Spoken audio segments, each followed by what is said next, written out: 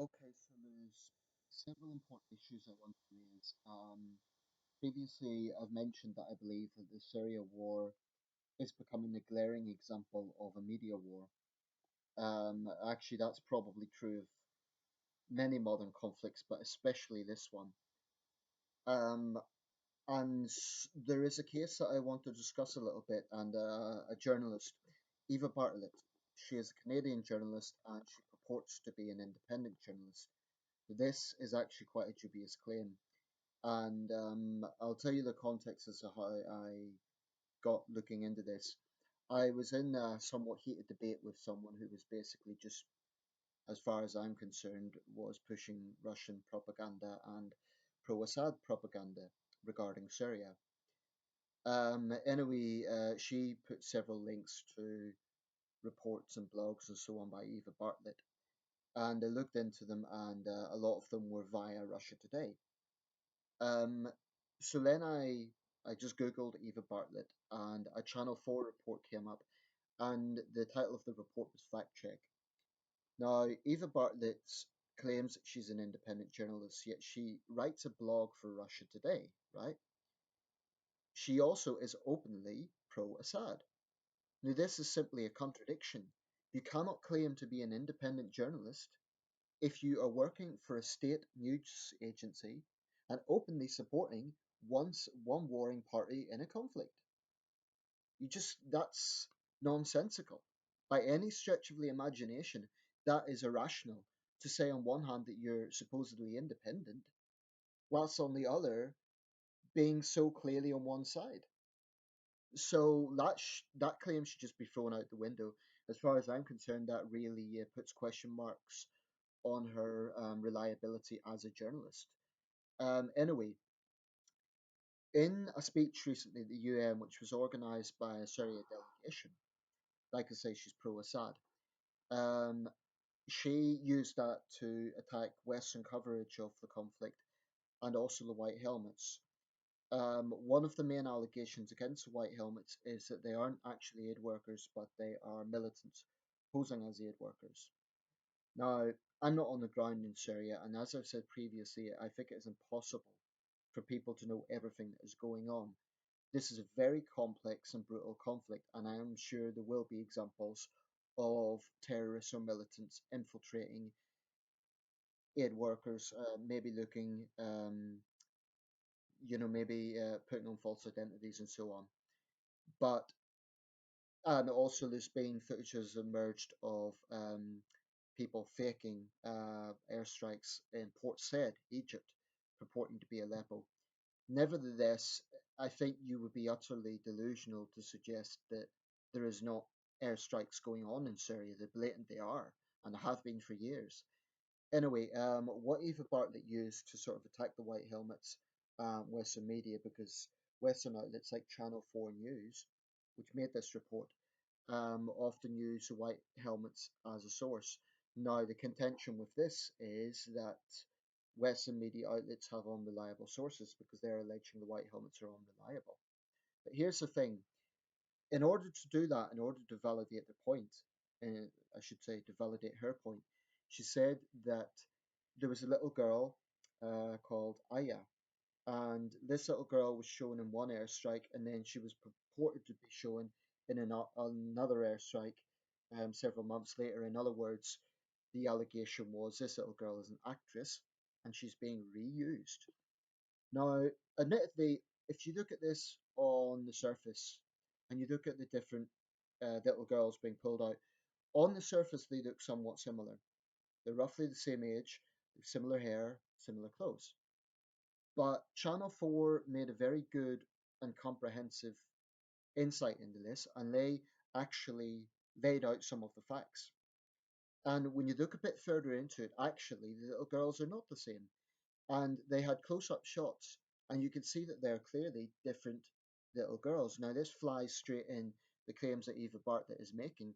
She is making wild conspiracy theories with no evidence.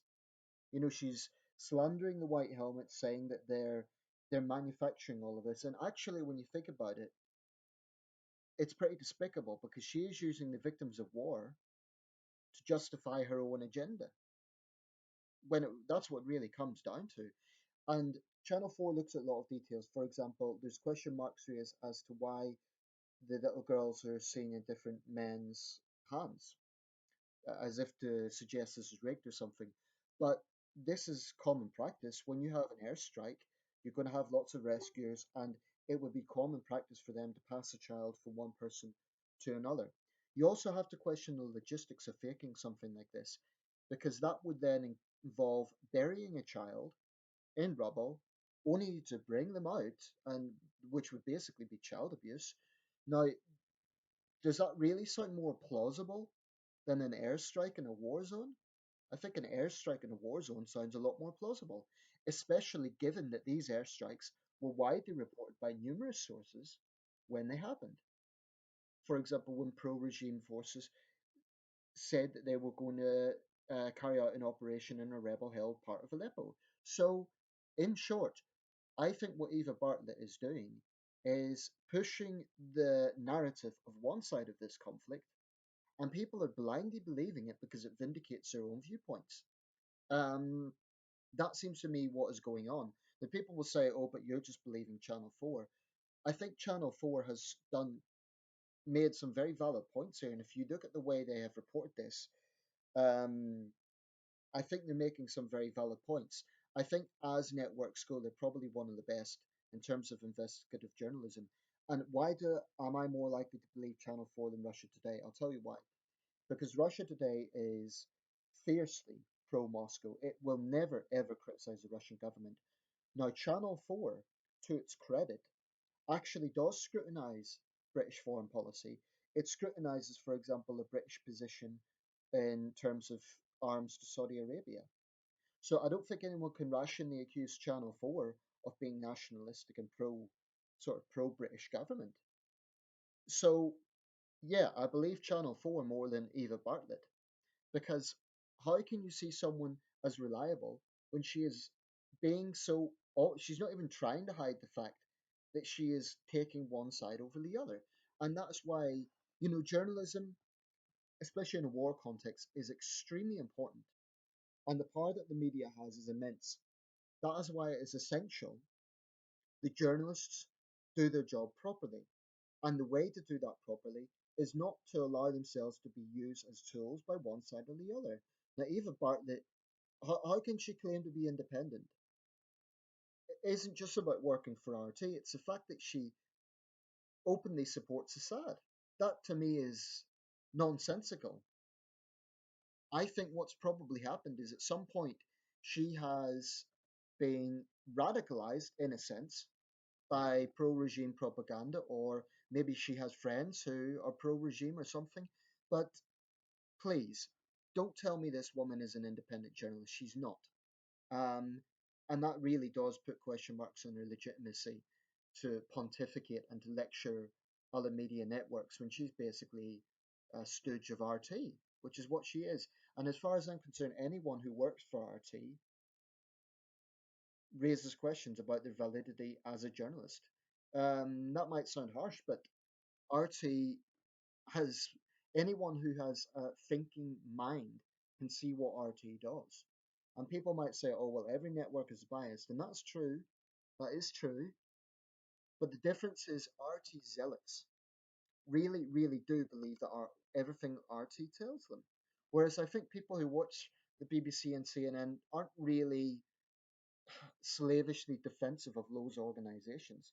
It's not often you see people who would watch the BBC saying, oh, the BBC is correct, we agree 100%. But RT zealots really are, that like they treat it like the gospel. And they cannot see this is funded by the Russian government. It's a mouthpiece of the Kremlin. Think of it this way: when does Russia Today ever criticize the Russian government? It simply doesn't. And every single report they have, they will find a way to spin it in an anti Western way. These are the facts. Even yesterday, with the events in Ankara, the dramatic, shocking events in Ankara, which, by the way, I once again condemn because I don't think that assassination will help anyone. But even with that, RT just couldn't help themselves. They had to attack the West and say, oh, well, Western media causes death. How the hell did Western media cause his death? The person who caused his death was the gunman. Whatever motivation he had, he shouted it was about Aleppo. It was the gunman that pulled the trigger. To try and blame Western media for an assassination in Turkey of a Russian diplomat is absurd. So, yeah, that's some of my very candid views. All I would say to people is be very, very careful about believing independent journalists. I believe there are good journalists out there, frontline journalists who really are independent, but I think it's quite rare.